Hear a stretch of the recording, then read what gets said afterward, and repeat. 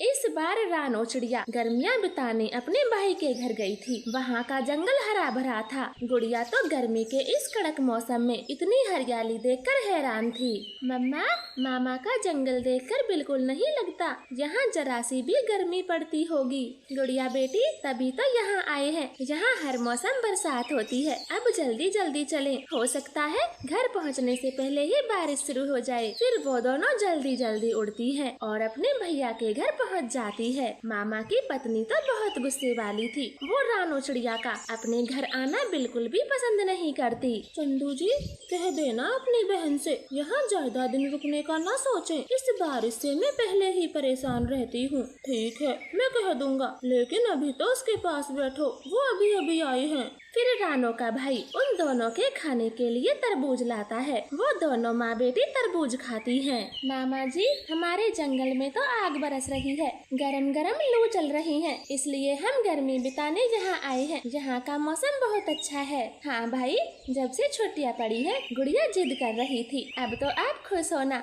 हम पूरी गर्मी आराम से बिता के जाएंगे। मामा अपनी पत्नी से बहुत डरता था। वो 1-2 दिन तो कुछ भी नहीं बोलता, मगर तीसरे दिन उसकी पत्नी उसे रानो के पास भेजती है। रानो चिड़िया अपनी बेटी के साथ छत पर हल्की हल्की बूंदों में बैठी थी।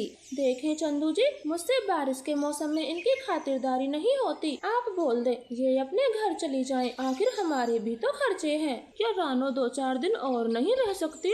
मैंने कहा ना, अभी जाकर बोल के आओ, वरना मैं चली जाऊंगी। रहना अपनी बहन के साथ। अपनी पत्नी की ये बात सुनकर रानो का भाई उनके पास जाता है और बात को घुमाते हुए उन्हें जाने को बोलता है। रानो बहन, तुम्हारी भाभी अकेली है, वो हम सबका खाना पीना नहीं संभाल पा रही, आपको अपने घर जाना चाहिए। ऐसे बोलकर गुड़िया का मामा वहाँ से चला जाता है। रानो चिड़िया तो हैरान थी। मम्मा, क्या हमें फिर से गर्मी के जंगल में जाना होगा? क्या हम और नहीं रह सकते?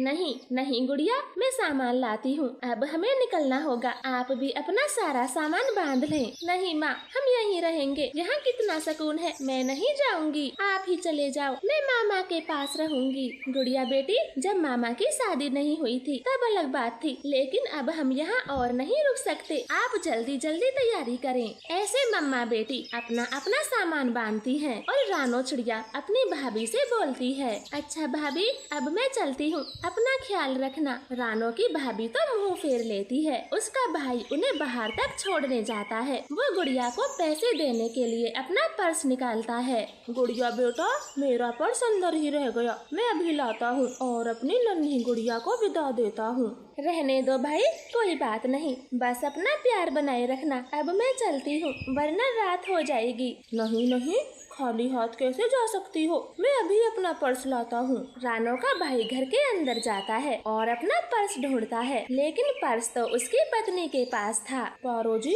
जल्दी से पर्स दे दे, मैं रानो बहन को विदा देता हूँ, उसे देर हो रही है। कान खोल के सुन ले, मैं 1 रुपया नहीं देने वाली। जब मैं अपने खर्चे के लिए मांगती हूँ तो रुपया देने में कंजूसी करते हो, और आज देखें कैसे रुपये वाले बन रहे हैं। पारो जी, ये समय बहस करने का नहीं है, जल्दी से मेरा पर्स दो। रानो बाहर खड़ी है, उसे देर हो रही है।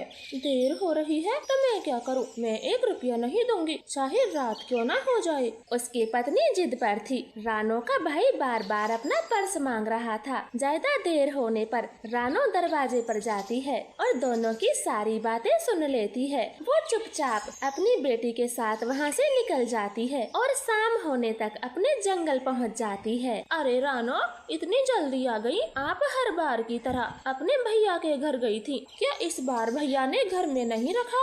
गोरी बहन, पिछले साल इसके भैया की शादी हो गई थी, शायद भाभी ने नहीं रखा होगा। क्यों रानो, मैं ठीक कहती हूँ ना? नहीं नहीं, आप जैसा समझ रही हो वैसा कुछ भी नहीं है। वो दरअसल मौसम बदलने के कारण मेरी बेटी गुड़िया बीमार हो गई थी, वहाँ की दवा काम ना कर सकी, इसलिए जल्दी आना पड़ा। रानो, अब झूठ मत बोलो, गुड़िया जब से आई है खूब मस्ती कर रही है, पर हमें क्या, चलें हरियाली। ऐसे वो दोनों वहाँ से चली जाती हैं। मम्मा चिड़िया थोड़ा दुखी हो गई थी। कुछ समय बीत जाता है।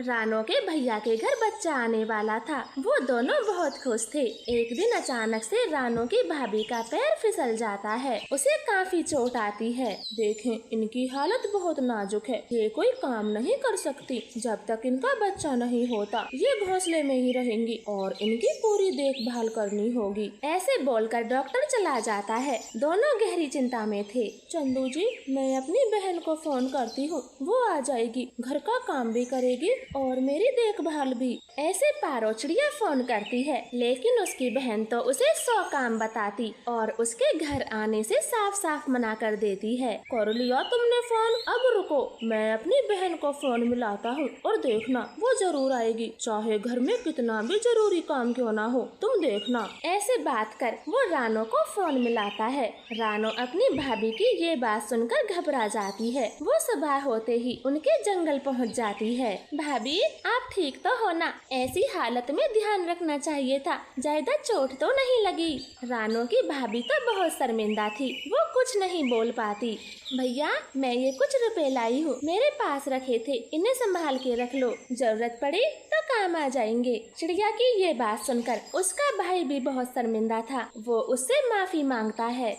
रानो बहन, मुझे माफ कर दो। जो पारो के कहने से मैंने आपके साथ बुरा व्यवहार किया और इसकी बात मानी। हाँ रानो दीदी, मुझे भी माफ कर दें। मैं अपने किए पर बहुत शर्मिंदा हूँ, कृपया मुझे माफ कर दें। अरे रे, मैं आपसे नाराज ही कब थी जो माफ कर दूं। भला अपनों से भी कोई नाराज होता है? थोड़ी नोक झोंक तो सब में हो जाती है। मैं तो वो सब कब का भूल गई। चलो अब मैं सबके लिए खाना बनाती हूँ। रानो चिड़िया ने खून पसीने की कमाई से अपनी बेटी को खूब पढ़ाया लिखाया, लेकिन दुखों का पहाड़ तो उस दिन टूटा जब गुड़िया को कहीं नौकरी नहीं मिल पाती। गुड़िया बेटी, स्कूल की पढ़ाई का खर्चा तो मैं संभाल ली थी, लेकिन कॉलेज की पढ़ाई में मुझ पे बहुत कर्जा हो गया। सोचा था जब तू नौकरी लगेगी तो सब चुटकियों में निपटा दूंगी। मम्मा, दिल छोटा ना करें। क्या हुआ जो मुझे यहाँ नौकरी नहीं मिल पा रही? मैं कल दूसरे शहर जाऊंगी, हो सकता है वहाँ नौकरी जरूर मिल जाए। रात का समय था। ऐसे बातें कर मम्मा बेटी सो जाती हैं। अगले दिन गुड़िया दूसरे शहर जाने को तैयार हो गई थी, लेकिन अपनी मम्मा से 1 रुपया नहीं मांग पाती। वो जाने ही वाली थी, तभी रानो चिड़िया उसे पीछे से आवाज लगाती है। गुड़िया, गुड़िया बेटी, दूसरे शहर जा रही हो, ये कुछ रुपए तो ले जाओ। मम्मा, घर में तो 1 रुपया नहीं था, इसलिए मैं मांग ना सकी। नहीं था? ये क्या मतलब है? इतनी दूर ऐसे ही जाएगी? ले, ये कुछ पैसे ले ले। अब आराम से जाना और अच्छे से इंटरव्यू देना। मैं ऊपर वाले से दुआ करूंगी। गुड़िया चली जाती है। मम्मा चिड़िया काम करने का फैसला करती है। वो मिट्ठू तोते के घर जाती है। बोले चिड़िया, क्या काम है? देखो मेरे पास रुपए पैसे तो है नहीं, कल ही कालू सेठ से उधार पैसे लेकर आया हूँ। नहीं मिट्ठू भैया, मैं तुमसे पैसे लेने नहीं आई, मैं तो बल्कि काम की तलाश में आई हूँ। आपकी नजर में कोई काम हो तो मुझे बता दें, घर में पैसों की बहुत तंगी है। चिड़िया, मैं जब कालू सेठ के घर गया था तब उसकी पत्नी बोल रही थी उसके घर में एक काम वाली की जरूरत है, तो आप वहाँ चली जाएं। मम्मा चिड़िया ने कभी झाड़ू पोछे का काम नहीं किया था, लेकिन अपने घर की स्थिति को देखकर वो कालू सेठ का दरवाजा खटखटाती है। घर की मालकिन गोरी का भी दरवाजा खोलती है। क्या बात है, गरीब चिड़िया, तुम यहाँ क्यों आई हो? वो मैम साहब, मुझे खबर मिली थी आपको झाड़ू पोछे वाले की सख्त जरूरत है, तो बस काम के लिए आई हूँ, कृपया मुझे काम दे दें। हाँ, काम वाली की जरूरत तो बहुत है। आजा, अंदर आजा, मैं तुझे काम बताती हूँ। गोरी चिड़िया को घर के अंदर ले जाती है और उसे घर के सारे काम समझा देती है। मैम साहब, आपने जो भी बताया मैं सब कर लूंगी, लेकिन मेरी तनख्वाह क्या होगी? तनख्वाह? तनख्वाह तो ऐसे पूछ रही है जैसे सरकारी नौकरी लगी हो। वो ही मिलेंगे जो सब काम वालियों को मिलते हैं, सिर्फ 3000। गोरी के कड़क स्वभाव को देखकर मम्मा चिड़िया तो कुछ नहीं बोलती। ठीक है तो अब काम पे लग जा, मुझे काम करने में बड़ी दिक्कत आ रही है। फिर मम्मा चिड़िया गोरी का सारा काम करती है। वो झाड़ू लगाती, बर्तन साफ करती और पोछा लगाती। चिड़िया, पैसे महीने की 15 तारीख को ही मिला करेंगे, बीच बीच में मुझे परेशान न करना वरना मैं काम से हटा दूंगी, सुन लिया?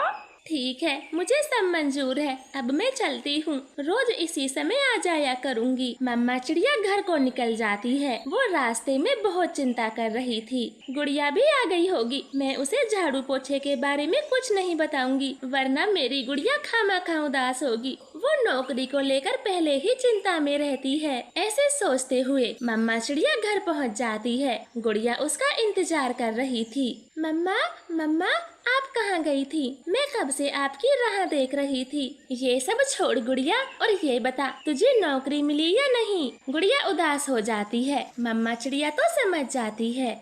अब ज्यादा चिंता मत कर, जब नौकरी मिलनी होगी तब मिल जाएगी। अब तू हाथ मुंह धो ले, मैं तेरे लिए खाना बनाती हूँ। ऐसे ही हालातों में कुछ समय बीत गया था। गुड़िया को कहीं भी नौकरी नहीं मिलती। मम्मा चिड़िया छुप छुप के गोरी के घर में काम करने जाती। एक दिन गुड़िया की मुलाकात अपने स्कूल के दोस्त लड़के पक्षी से होती है, जो ममोज का ठेला लगाए हुए था। गुड़िया तो उसके ठेले पर रुक जाती है।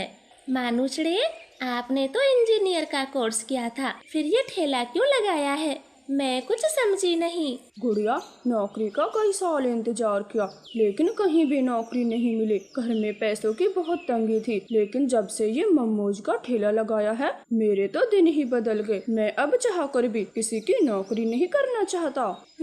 ये तो सच है मानुचड़े। मैं भी नौकरी का इंटरव्यू दे देकर थक चुकी हूँ, और मेरी मम्मा पर पढ़ाई का कर्जा भी बहुत है। तो मैं भी सोच रही हूँ क्यों न किसी चीज का ठेला ही लगा लूँ। हाँ गुड़िया, ये आपने बहुत अच्छा सोचा है। आप कोई ठेला ही लगा लें। आखिर नौकरी कब तक तलाशती रहोगी? गुड़िया को मानुचड़े की बात ठीक लगती है। वो घर जाकर अपनी मम्मा से ठेला लगाने की बात करती है। मम्मा, मैं पानी पूरी का ठेला लगाऊंगी। मैंने फैसला कर लिया है। गुड़िया बेटी, मैंने आपको कितना पढ़ाया लिखाया कि मेरी बेटी अफसर बनेगी, लेकिन अब क्या करूं, आपकी किस्मत में तो कुछ और ही लिखा है। ठीक है बेटी, आपके मन में जो भी हो आप वो करें, मैं बहुत खुश हूँ। फिर गुड़िया अगले दिन से पानी पूरी का ठेला लगाना शुरू करती है। गुड़िया के जान पहचान वाले उसका खूब मजाक बनाते। गुड़िया सबको नजरअंदाज करती, तो दूसरी तरफ कुछ पक्षी तो बहुत अच्छा बोलते। ये देखो, बीटेक पानी पूरी वाली गुड़िया इस बच्ची के गोलगप्पे खाते हैं, बेचारी की बिक्री हो जाएगी। गुड़िया, हमारे लिए जल्दी से पानी पूरी खिलाओ। ठीक है अंकल जी, मैं अभी सबको खिलाती हूँ। गुड़िया कबूतर और उसके दोस्त को गोलगप्पे खिलाती है। तभी दूसरे पक्षी आ जाते हैं। गोरी, ये देखो बीटेक पानी पूरी वाली, चलो थोड़े मजे लेते हैं। बीटेक पानी पूरी वाली, और कर क्या रही है? गोलगप्पे का ठेला। अरे ओ बीटेक पानी पूरी वाली चिड़िया, जरा एक एक प्लेट गोलगप्पे लगा। तेरे गोलगप्पे स्वादिष्ट तो है ना, या फिर तेरी पढ़ाई की तरह बेकार? गुड़िया कुछ नहीं बोलती, उन्हें चुपचाप गोलगप्पे खिला देती है। वो बीटेक पानी पूरी वाली के ताने सुन सुनकर थक चुकी थी। मेरे ठेले का कोई नाम नहीं है। अच्छा होगा मैं ये बीटेक पानी पूरी वाली इसी पे लिखवा दूं। और वैसे भी सब मुझे इसी नाम से तो बुलाते हैं।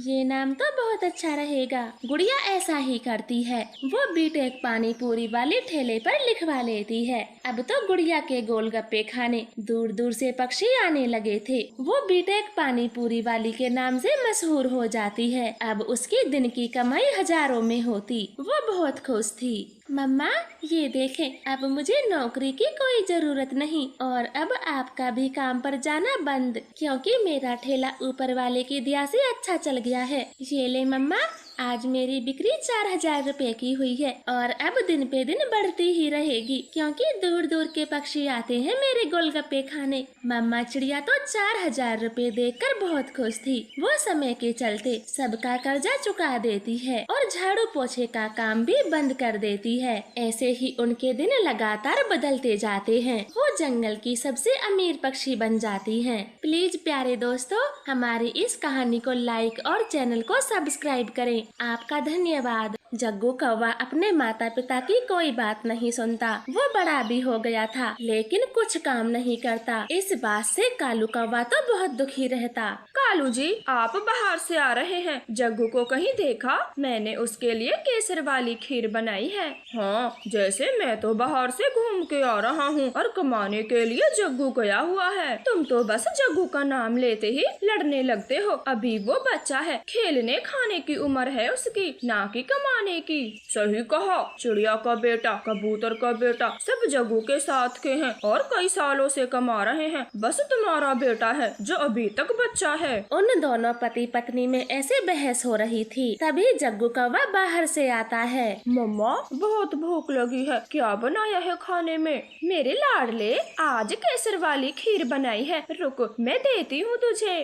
फिर गौरी कौवी कटोरी में खीर लाकर जग्गू को खिला देती है। पापा कौवे को तो बहुत गुस्सा आ रहा था। मैं भी देख लूंगा, जब मेरी नौकरी हट जाएगी तो कहाँ से खिलाओगी इसे केसर वाली खीर? तुमने ही तो इसे बिगाड़ रखा है। ऐसे कौवों के दिन गुजर रहे थे। फिर एक दिन चिड़िया मिठाई लेकर कौवों के घर दस्तक देती है। चिड़िया, किस बात की मिठाई बांट रही हो? गौरी, मेरे कुक्कू बेटे का रिश्ता तय हो गया। कई महीनों से उसके रिश्ते आ रहे थे, तो मैं भी देरी क्यों करूं? मैंने शादी तय कर दी कुक्कू की। अब तो चिड़िया तुम्हारे ठाट बाट होंगे। घोंसले में पड़ी पड़ी बहू पे हुक्म चलाना, कोई काम ना करना। नहीं गौरी, ऐसा कुछ भी नहीं होगा। मेरी बहू बैंक में नौकरी करती है, तो घर का काम मुझे ही करना होगा। और वैसे भी इसमें बुराई भी क्या है, बल्कि मैं तो बहुत खुश हूँ। मेरे बच्चे दोनों कमाएंगे। ऐसे बोलकर चिड़िया वहाँ से चली जाती है। गौरी कौवी का तो मुँह बन जाता है और शाम को कालू कौवा घर आता है। लो गौरी, आज मैं मटर पनीर लाया हूँ, जल्दी से बना दो, मेरा खाने का बड़ा मन है। गौरी कौवी कालू के हाथ से थैला लेकर रसोई में चली जाती है। कालू कौवा सोच में पड़ जाता है। आज गौरी को क्या हो गया, एकदम चुप है, कोई तो बात है, पूछना पड़ेगा। फिर कालू कौवा उसके पीछे पीछे रसोई तक जाता है और बात पूछता है। गौरी, क्या बात है, आज बड़ी उदास दिख रही हो? रहने दे, मैं तुमसे गुस्सा हूँ। अपना जग्गू कितना बड़ा हो गया है, अब उसकी शादी नहीं करोगे तो क्या बुढ़ापे में बहू ढूंढोगे? मैं तो कब का तैयार हूँ, लेकिन उस निठल्ले के लिए कोई रिश्ता तो आए। कान खोल के सुन लो, ऐसे इंतजार में तो नहीं बैठ सकते, आपको ही लड़की कभी ढूंढनी होगी। ठीक है, मैं कल मामा जी के जंगल जाऊंगा, उनकी बैठक मुझसे ज्यादा है, वही जग्गू की शादी करवा देंगे।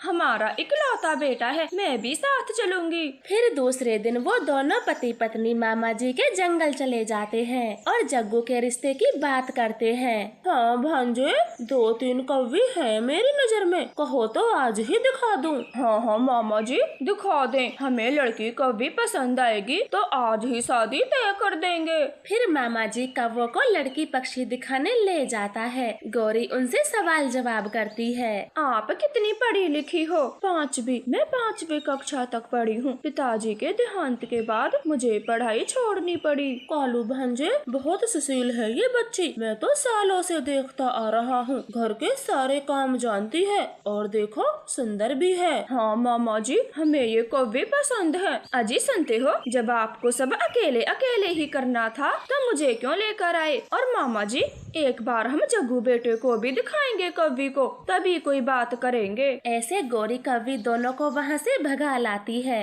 रास्ते में कालू कौवा गौरी से पूछता है। गौरी, क्या बुराई थी उस कौवी में? कितनी सुंदर थी, समझदार थी। हमारे बेटे के लिए ऐसी कौवी मिल पाना बड़ी भाग्य की बात है। मैं उसे कैसे पसंद करती, वो बस 5 पढ़ी थी। रानू की बहू तो बैंक में नौकरी करती है, मुझे भी अपनी बहू नौकरी लगी चाहिए। गौरी बहू, किस नौकरी में लगा पड़ा है जग्गू बेटा? कालू बता रहा था कोई काम नहीं करता और कालू की कोई बात भी नहीं मानता, फिर उसके लिए कमाऊ बहू कहाँ से मिलेगी? मामा जी, तभी तो उसके लिए कमाऊ बहू ढूंढ रही हूँ। कम से कम वो मेरे बेटे को कमा के तो खिला देगी। गौरी कवि की ये बात सुनकर मामा तो चौंक जाता है। कालू भांजे, मुझे नहीं लगता गौरी जैसी बहू ढूंढ रही है, ऐसी तुम्हें मिलेगी भी या नहीं? तुम वापस जाओ, मेरे बस की बात नहीं है ये। ऐसे कहकर मामा जी तो अपने घर चला जाता है। वो दोनों भी अपने जंगल लौट रहे थे। रास्ते में उन्हें अपना बेटा जग्गू कौवा दिख जाता है। वो अपने छिछोरे दोस्तों के साथ बैठा सिगरेट पी रहा था। देख लो, अच्छे से देख लो अपने लाडले बेटे को, कैसे हवा में धुएं छोड़ रहा है। इसे तो कोई अपनी बेटी भी न दे। और तुम्हें नौकरी लगी बहू चाहिए। मेरे बेटे में कोई कमी नहीं है, मैं उसकी शादी करवा दूंगी, आप देख लेना। और इस उम्र में तो थोड़ी अय्यासी सब करते हैं। और रही बात सिगरेट पीने की, वो तो बच्चा बच्चा पीता है। इस तरह से गौरी कवि जग्गू के लिए कई लड़की पक्षी देखती, मगर सबको फेल कर देती। धीरे धीरे समय गुजरता गया। अब तो जग्गू कौवे की उम्र भी दिखने लगी थी और कोई उसके रिश्ते की बात तक नहीं करता। भाई साहब जी, हमें दहेज में कुछ भी नहीं चाहिए, बस आप हमें अपनी बेटी दे दें। ना भाई ना, इस बुढ़े से मैं अपनी बेटी की शादी नहीं करूँगा। मैं जा रहा हूँ। वो तो मैं इसलिए आ गया, फोटो 10 साल पहले का दिखाया था। क्या कहा भाई जी? थोड़ी दाढ़ी ही तो सफेद हुई है मेरे बेटे की, अभी तो वो नौजवान कौवा है। वो पक्षी गौरी की कोई बात नहीं सुनता और वहाँ से चला जाता है। गौरी कवि तो उसका मुँह देखती रह जाती है। और देख लो, नौकरी लगी हुई बहू के सपने, अब क्यों इसे रोक रही थी? पहले तो सुंदर सुंदर कव्यों को फेल करती रही, अब क्या हुआ है? क्यों नहीं कर देती अपने बेटे की शादी? कालू जी, मुझसे बहुत बड़ी गलती हो गई। आप एकदम ठीक बोलते थे। अब मेरे बेटे की शादी कब होगी? चिड़िया का बेटा, कबूतर का बेटा, सबके 2-2 बच्चे हो गए। इस तरह से गौरी कवि तो बहुत पछता रही थी। उसे एहसास हो गया था उसने कई कवियों को फेल करके कितनी बड़ी भूल की। तो प्यारे दोस्तों, इस कहानी से हमें सीख मिलती है, जितनी चादर हो उतने ही पैर फैलाने चाहिए। इस कहानी को लाइक और चैनल को सब्सक्राइब करें। आपका धन्यवाद।